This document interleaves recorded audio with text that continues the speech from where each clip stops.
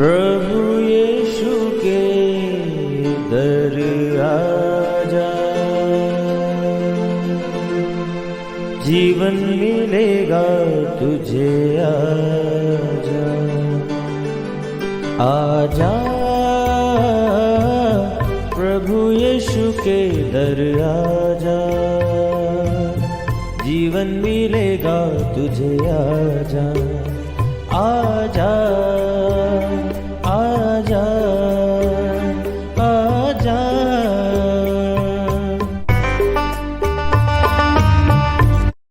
Praise the lord everyone. मैं pastor Kulbhushan Johar, Asian church of Christ Vancouver BC से program नई जिंदगी की ओर में आप सबका बहुत बहुत स्वागत करता हूं। मैं उम्मीद करता हूं आप सब लोग अच्छे होंगे, तंदुरुस्त होंगे और परमेश्वर के कलाम में बढ़ रहे होंगे। तो आइए हर बार की तरह हम परमेश्वर के कलाम में से सीखने से पहले, वचन को पढ़ने से पहले आइए हम अपने सरों को झुकाएंगे, अपनी आंखों को बंद करेंगे। आइए हम प्रार्थना में जाएंगे। सर्वशक्तिमान परमेश्वर यीशु मसीह नासरी, हम आपका धन्यवाद करते हैं। आप अच्छे सच्चे जीवित परमेश्वर हैं, दया करने वाले हैं, प्रार्थनाओं को सुनते हैं। आपने एक बार फिर से हमें ये मौका दिया कि हम आपकी हुजूरी में बैठ सकें, हम वचनों में से सीख सकें। होने दे परमेश्वर, जब आज हम आपके वचनों में से सीखें, वचनों में से सुने, ये वचन हम में से हर एक को नई जिंदगी के साथ जोड़ दें। कोई भी अंधकार की शक्ति इन वचनों के फलों को चुरा ना सके। अपने सुनने वाले हर एक भाई बहन, बच्चे, बुजुर्ग को मैं आपके नाम से ब्लेस करता हूँ। खुदावंद, आपकी ब्लेसिंग्स हर की लाइफ के ऊपर नजर आने पाए। यीशु मसीह के सामर्थी नाम से हम मांगते हैं, आमीन आमीन, हालेलुया। तो मैं स्वागत करता हूं आप सबका प्रभु यीशु मसीह की हजूरी में। जैसा कि हम उन दिनों में आज चल रहे हैं जिनमें यीशु मसीह ने दुखों को सहा, यीशु मसीह के क्रूसिफिकेशन के पहले। जैसे हम अभी कल जो है पाम संडे को सेलिब्रेट करने वाले हैं, तो उसको कैसे हम अपनी लाइफ के साथ को रिलेट करते हैं, क्या इम्पोर्टेंस है हमारी लाइफ में उस पाम संडे की, क्या है ये पाम संडे। आज हम परमेश्वर के कलाम में से इसी बात को देखेंगे। तो आइए सबसे पहले हम परमेश्वर के वचन में से देखेंगे। यूहन्ना रचित सुसमाचार 12 अध्याय उसकी 12 आयत से हम लोग पढ़ेंगे। यहाँ पे लिखा है, दूसरे दिन बहुत से लोगों ने जो पर्व में आए थे ये सुना कि यीशु यरूशलेम में आ रहा है, इसलिए उन्होंने खंजूर की डालियां ली, उससे भेंट करने को निकले और पुकारने लगे, होशाना, धन्य इज़राइल का राजा जो प्रभु के नाम से आता है। जब यीशु को गधी का बच्चा मिला तो वो उस पर बैठ गया, जैसा कि लिखा है, हे सिय्योन की बेटी मत डर, देख तेरा राजा गधी के बच्चे पर चढ़ा हुआ चला आता है। हालेलुया। तो हम देखते हैं कि कैसे जब यीशु मसीह ने यरूशलेम में प्रवेश किया, लोग खंजूर की डालियां लिए हुए उसका स्वागत करने के लिए वहां पर थे। अब वहां पर जब यीशु मसीह ने यरूशलेम में प्रवेश किया तो स्टडी बताती है ये सिर्फ एक प्रवेश नहीं था, पर ये एक विजयी प्रवेश था, ये एक विक्टोरियस प्रवेश था।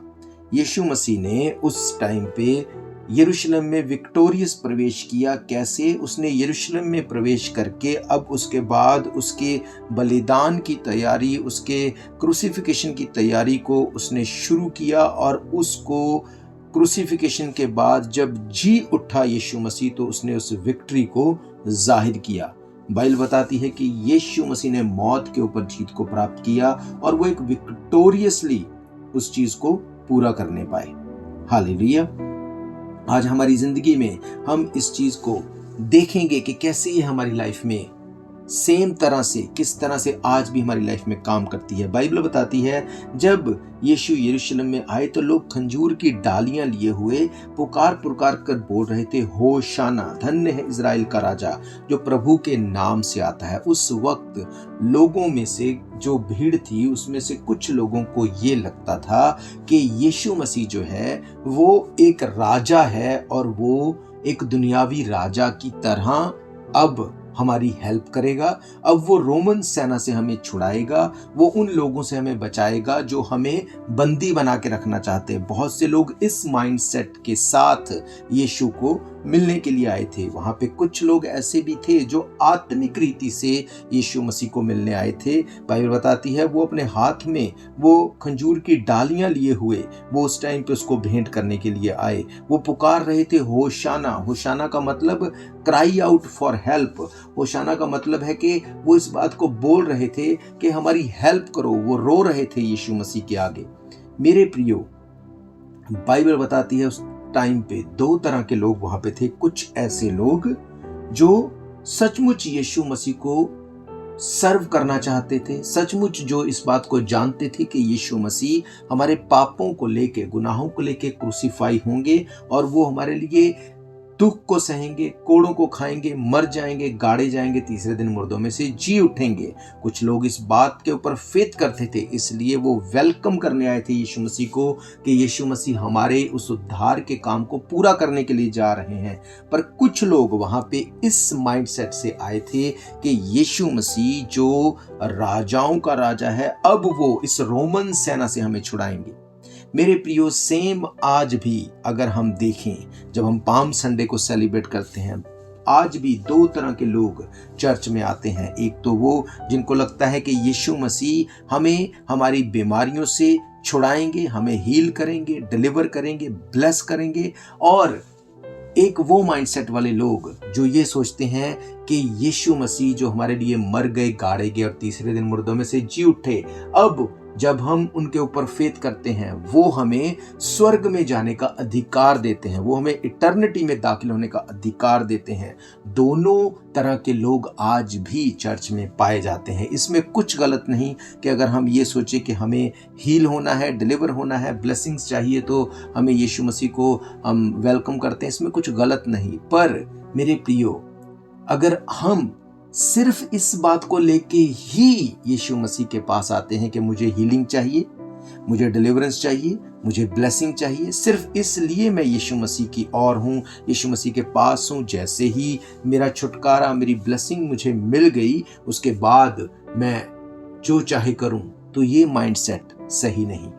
हालेलुया। क्या आप जानते हैं, जिस यूहन्ना ने इस यूहन्ना की पत्री को लिखा, उसी यूहन्ना ने यूहन्ना का प्रकाशित वाक्य भी लिखा।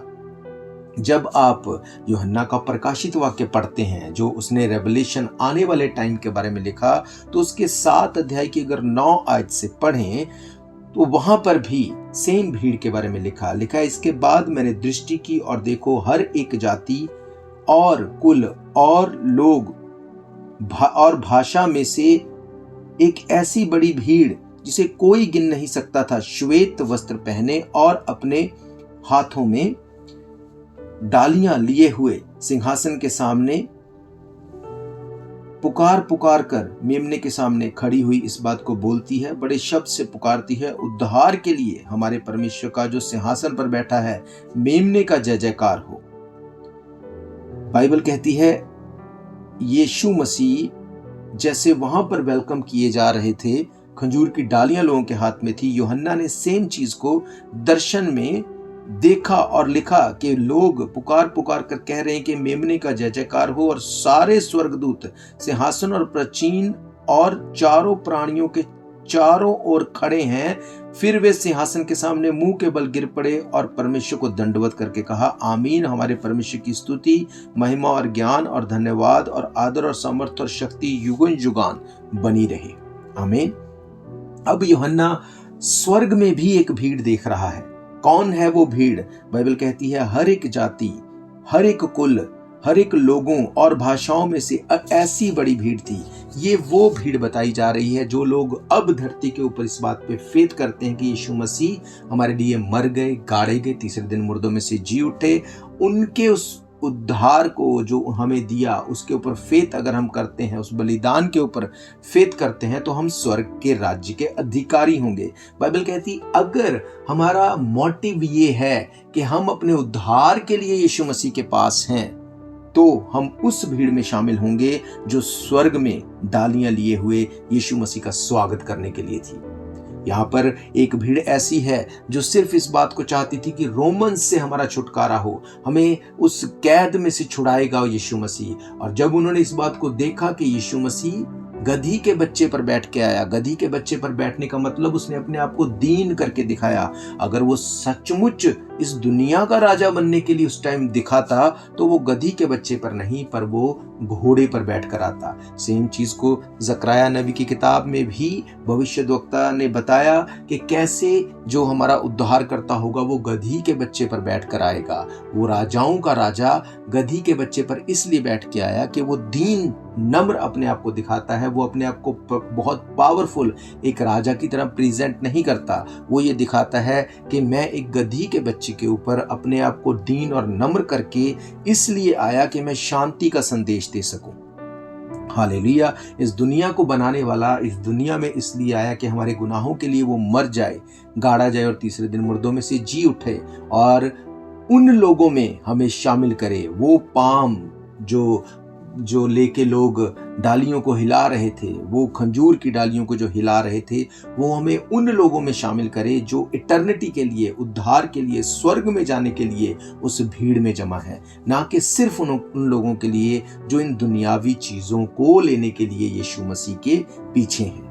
हालेलुया। उसने कहा वो भीड़ हर एक कुल, हर एक जाति, हर एक भाषा बोलने वालों में से होगी। वो भीड़ ऐसी नहीं थी कि जिसमें सिर्फ एक ही धर्म, एक ही जाति के लोग थे, क्योंकि यीशु मसीह कोई धर्म, कोई जाति बनाने नहीं आए। यीशु मसीह ने हमारे पापों के लिए, हमारे सबके पापों के लिए उसने बलिदान दिया। वो सबसे बराबर प्रेम करता है। मेरे प्रियो, उस टाइम पे भी दो तरह के लोग थे, आज भी दो तरह के लोग हैं। जो लोग सिर्फ अपनी हीलिंग, डिलीवरेंस, अपनी ब्लेसिंग के लिए यीशु मसीह के पीछे हैं, वो होशाना तो बोलते हैं, क्राई आउट तो करते हैं, पर सिर्फ तब तक जब तक उनकी प्रॉब्लम सॉल्व नहीं होती। जैसे ही प्रॉब्लम सॉल्व होती है वो अपने आप को बैकस्लाइड कर लेते, क्योंकि अब उन्हें लगता है हमें परमेश्वर की जरूरत नहीं। पर एक गिनती ऐसी है जो उस स्वर्ग में यूहन्ना ने देखी। अब हमें इस बात को देखना है कि हम कौन सी भीड़ में आते हैं। क्या इस संसार की भीड़ में जो सिर्फ संसारिक चीजों के लिए यीशु मसीह के पीछे है, या उस स्वर्ग में की भीड़ का हम हिस्सा हैं जो इटर्निटी में दाखिल हो चुकी है। हालेलुया। मेरे प्रियो, यहाँ पर बाइबल बताती है कि फरीसी लोग भी शामिल थे। क्यों? क्योंकि वो चाहते थे कि यीशु मसीह को वो बड़े काम को करने से रोक सकें। यीशु मसीह के बलिदान होने से पहले यहाँ पर अगर आप पढ़ते हैं तो यहाँ पर एक और भविष्यवाणी हमें मिलती है। अगर आप 12 अध्याय की 9 आयत से देखें तो वहां पे लिखा, जब यहूदियों की बड़ी भीड़ जान गई कि वो यानी कि यीशु मसीह यहाँ है, तो वहां ना केवल यीशु के कारण परंतु इसलिए भी आए कि लाजर को देखें जिसे उसने मरे हुओं में से जिलाया था। तब प्रधान याजकों ने लाजर को भी मार डालने का षड्यंत्र रचा, क्योंकि उसके कारण बहुत से यहूदी चले गए और यीशु पर विश्वास किया। कौन लाजर? वो लाजर जो यीशु मसीह का मित्र था। बाइबल कहती जब वो बीमार था उसको यीशु मसीह को रीच आउट किया गया कि लाजर के लिए आके उसको चंगा करे, पर यीशु मसीह जानबूझकर वहां पे नहीं आए। लाजर मर गया, फिर उसको गाड़ दिया गया। चौथे दिन यीशु मसीह ने आके लाजर को कब्र में से पुकारा, लाजर जी उठा, और लाजर को जब मुर्दों में से उसने जिलाया तब लोग हैरान थे ये कैसे पॉसिबल है। और फरीसी लोग इस बात को लेके परेशान थे कि अगर इसको अभी नहीं रोका गया तो लोग इसके पीछे हो लेंगे और हमारा जो काम है वो बंद हो जाएगा। बाइबल कहती है उस टाइम पे ना सिर्फ वो यीशु मसीह को देखने आए थे, पर लाजर को फिर से मार डालने का षड्यंत्र वो रच रहे थे। मेरे प्रियो, इस यीशु मसीह के विजयी प्रवेश से पहले उसने इस बात को क्यों बताया, क्यों पवित्र आत्मा ने इसको लिखाया? ये इसलिए कि इससे पहले कि यीशु मसीह आपकी लाइफ में एंटर हो, जो आपकी गवाही परमेश्वर ने बनाई, शैतान उसको खराब करना चाहता है ताकि आप डिस्कनेक्ट हो जाएं, आप डाइवर्ट हो जाएं उस पाथ से जो परमेश्वर आपकी लाइफ में देना चाहता है। बाइबल कहती है उस टाइम पे यहूदियों ने इस बड़े चमत्कार को, बड़े काम को जो यीशु मसीह ने किया, खराब करने की पूरी ट्राई की ताकि उस लाजर को मार दें, ताकि ये गवाही खराब हो जाए और लोग यीशु मसीह पे फेथ ना करें। पर वो ऐसा कर नहीं पाए। पर हाँ, यहाँ पे एक प्रोफेटिकली एक मैसेज यीशु मसीह ने दिया कि लाजर जो मर गया था उसको यीशु मसीह ने जीवित किया, वो जिंदा हो गया।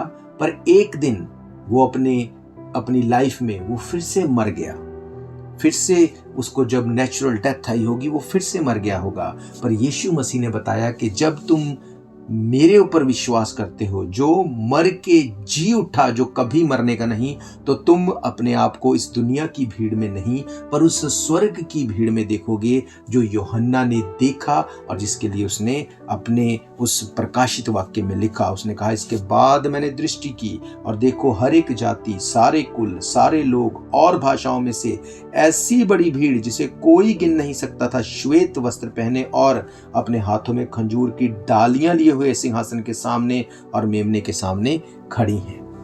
हालेलुया। आज डेविल आपको प्रॉब्लम देता है, परमेश्वर आपको हील कर देता है, पर जब तक आप परमेश्वर में बने रहते वो हीलिंग कहीं नहीं जा सकती। जैसे ही आप अपनी हीलिंग, अपनी डिलीवरेंस को लेके फिर से बैकस्लाइड होते हैं, डेविल अटैक करता है उसके ऊपर। क्या आप जानते हैं, लाजर जो मुर्दों में से जी उठा, जी उठने के बाद उसने यीशु मसीह को भूल के छोड़ नहीं दिया, वो यीशु मसीह के साथ था। यहाँ पर भी जब वो प्रवेश कर रहा था यरूशलेम में, लिखा है कि लाजर वहां पे था, वो लाजर को देखने आए।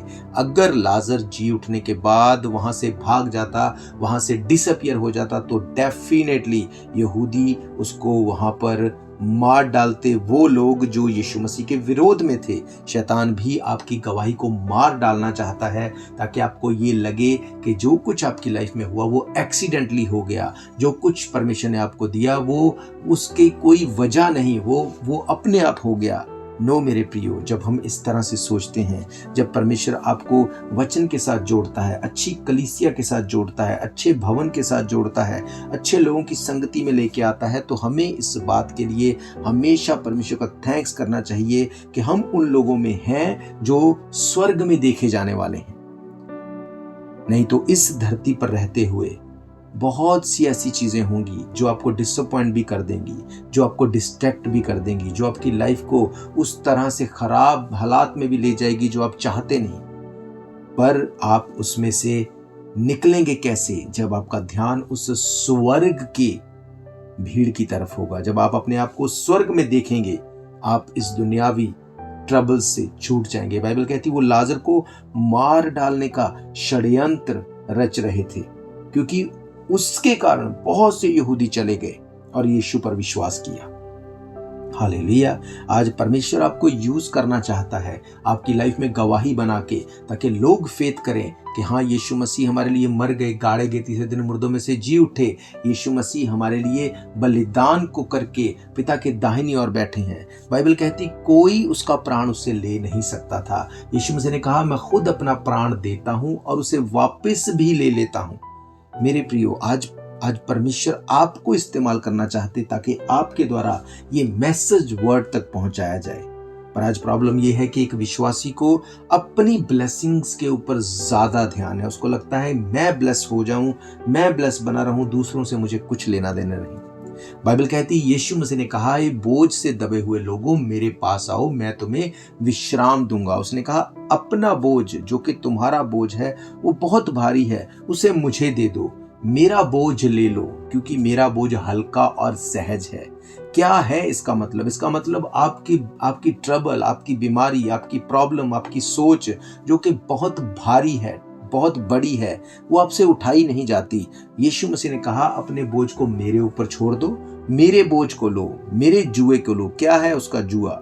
जी उठने के बाद यीशु मसीह ने मैथ्यू 28:18-19 में उसने कहा, राज्य का सुसमाचार जाकर पूरे जगत में प्रचार करो, जो विश्वास करे उसे पिता, पुत्र, पुत्र आत्मा के नाम से बपतिस्मा दो। मेरे प्रियो, ये उसका बोझ है। उसने कहा मेरी खुशी, मेरी इच्छा इसमें है कि मैं अपने भेजने वाली की इच्छा पूरी करूं। मेरा भोजन ये है कि अपने भेजने वाली की इच्छा को पूरी करूं। ये उसका जुआ है, ये उसका बोझ है। क्या आप उसके जुए को उठाते हैं? क्या आप उस बोझ को उठाने के लिए तैयार हैं? मेरे प्रियो, जब आप ऐसा करने के लिए तैयार हैं, ये पाम संडे सचमुच आपके लिए एक पाम संडे हो जाएगा। वो खजूरी इतवार बन जाएगा। फिर ना सिर्फ आप इस खजूरी इतवार में परमेश्वर के भवन में, इस संसार में डालियों को लेके हिलाते हुए आने पाएंगे, बल्कि आप उस स्वर्ग में की भीड़ का भी हिस्सा होंगे जिसे यूहन्ना ने दर्शन में देखा और उसने प्रकाशित वाक्य में लिख दिया। हालेलुया। मेरे प्रियो, बाइबल ना सिर्फ हमें पास्ट के बारे में बताती है, ना सिर्फ प्रेजेंट के बारे में बताती है, पर वो हमें फ्यूचर के बारे में भी आगाह करती है कि क्या होने वाला है फ्यूचर में, क्या होने वाला है आने वाले दिनों में। बाइबल कहती है कि दिन बुरे हैं, आने वाला टाइम बुरा है, क्योंकि शैतान को भी ये बात पता है कि मेरे पास टाइम थोड़ा है। अगर यीशु मसीह जल्द आने वाले हैं ये हम जानते हैं, तो डेविल भी जानता है। इसलिए वो इस फिराक में है कि कैसे जितना हो सके विश्वासियों को, लोगों को वो भरमा दे। बाइबल कहती शैतान फाड़ने वाले शेर की तरह, गरजने वाले शेर की तरह वो इस आड़ में रहता है कि कौन कमजोर है उसको वो फाड़ खाए। मेरे प्रियो, वो शेर की तरह नजर आता है, वो शेर नहीं। आपकी परिस्थिति शेर की तरह नजर आती है, वो शेर नहीं। अगर आप यहूदा के बब्बर शेर के ऊपर फेथ करते हैं, यीशु मसीह के ऊपर फेथ करते हैं, आपकी ट्रबल, आपकी प्रॉब्लम यीशु मसीह के नाम से वो खत्म कर देगा। वो नहीं चाहता आप सिर्फ इस दुनियावी भीड़ का हिस्सा रहें, वो चाहता है कि आप उस स्वर्ग के उस भीड़ का हिस्सा रहें जिसे यूहन्ना ने अपने दर्शन में देखा। ये पाम संडे वो लोग भी मनाते हैं जो सिर्फ इस दुनिया में अपनी ज़रूरतों को पूरा करने के लिए यीशु मसीह के पीछे हैं। मैं आपको बताना चाहता हूँ, ये वही भीड़ है जिसको यीशु मसीह ने 5 रोटी और 2 मछली से 5000 लोगों को खिला दिया। 4000, 7000 अलग अलग तरह से नंबर्स में यीशु मसीह ने बड़ी भीड़ को सर्व किया। मेरे प्रिय लोगों, मेरे भाइयों बहनों, ये वही भीड़ है जो यीशु मसीह के पीछे चलती थी, और ये वही भीड़ है जिसने यीशु मसीह को पकड़वा दिया। अभी यहाँ पे ये वो भीड़ जो ये बता रही है होशाना, जो इस बात को बोल रही है धन्य इज़राइल का राजा जो प्रभु के नाम से आता है, और इसी भीड़ ने आगे चल के यीशु मसीह को यहूदियों के हाथ में पकड़वा दिया। मेरे प्रियो, अगर हम भी स्पिरिचुअल नहीं होंगे, अगर हम भी इस भेद को नहीं समझेंगे कि यीशु मसीह इसलिए सिर्फ नहीं आए कि हम इस धरती के ऊपर एंजॉय करें। उसने कहा जो मेरे पीछे आएगा मैं उसे अनंत जीवन भी दूंगा, धरती के ऊपर 100 गुना भी दूंगा। अब इसके पीछे जो काम है वो हमें करना पड़ेगा। उसने कहा तुम्हारा बोझ बहुत भारी है, तुम्हारा काम बहुत भारी है, वो तुम नहीं कर पाओगे, उसे मैं करूंगा। पर क्या तुम मेरे बोझ को लेने के लिए तैयार हो? क्या आप आज इस बात को डिसाइड करते हैं कि आप कौन सी भीड़ का हिस्सा हैं? इस दुनिया की भीड़ का जो सिर्फ इस बात की चिंता करती है कि मेरा क्या होगा, मेरी फैमिली का क्या होगा, मेरे लोगों का क्या होगा, या आप उस भीड़ का हिस्सा हैं जो यूहन्ना ने स्वर्ग में देखी, जो यीशु मसीह को वहां पर स्वर्ग में वेलकम कर रही है, होसाना कर रही है, यीशु मसीह के साथ उस स्वर्ग में उसने देखा। ये डिसीजन आपके हाथ में है। मेरे प्रियो, बाइबल कहती यीशु मसीह इस धरती के ऊपर इसलिए आए कि आप और मैं छुड़ाए जाएं, पापों से बच जाएं।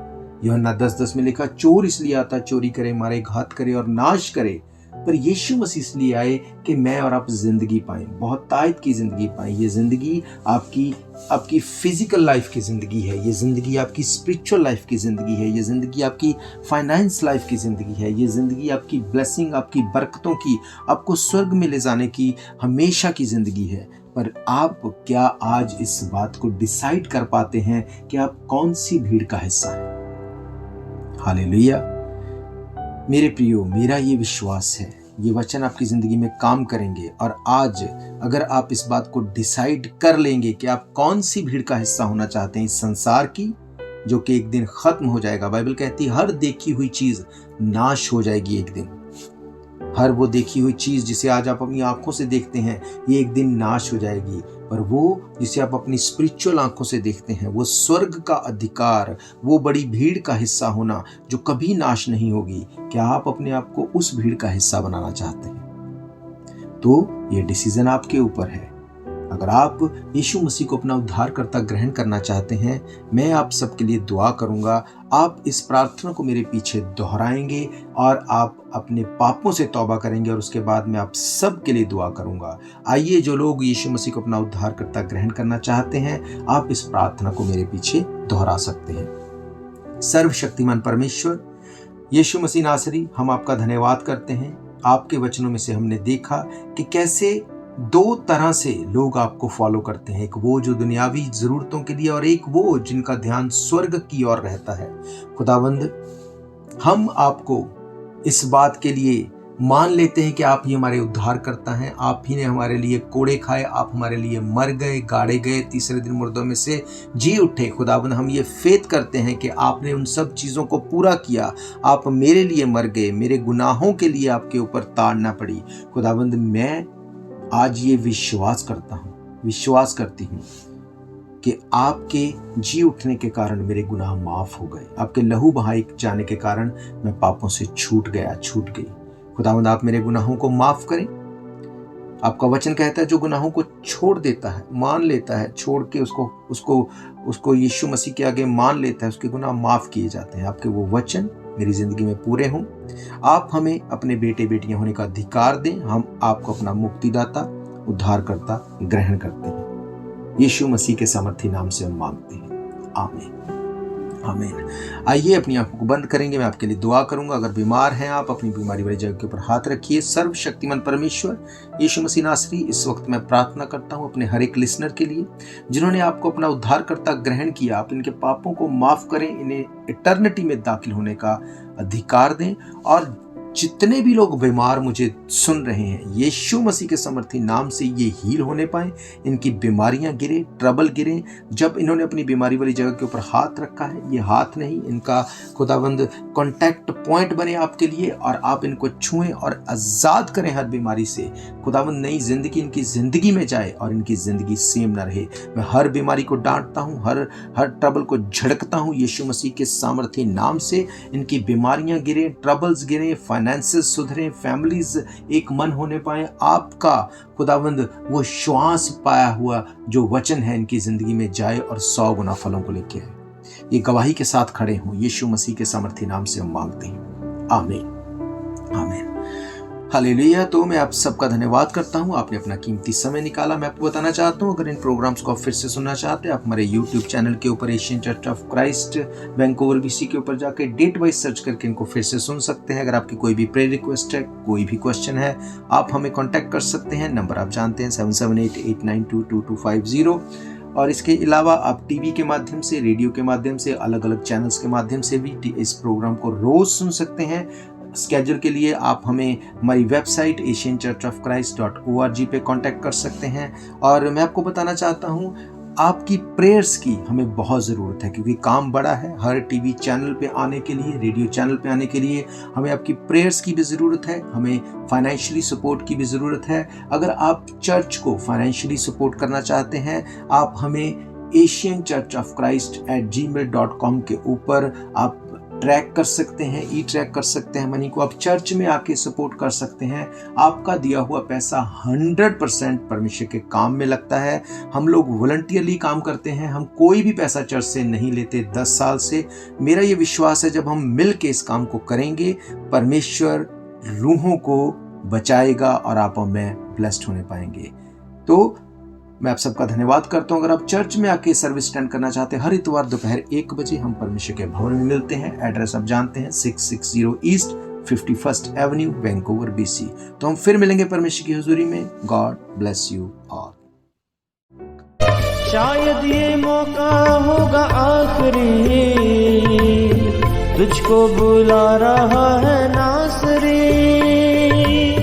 धोखा ही धोखा संसार है, प्रभु यीशु का सच्चा प्यार है।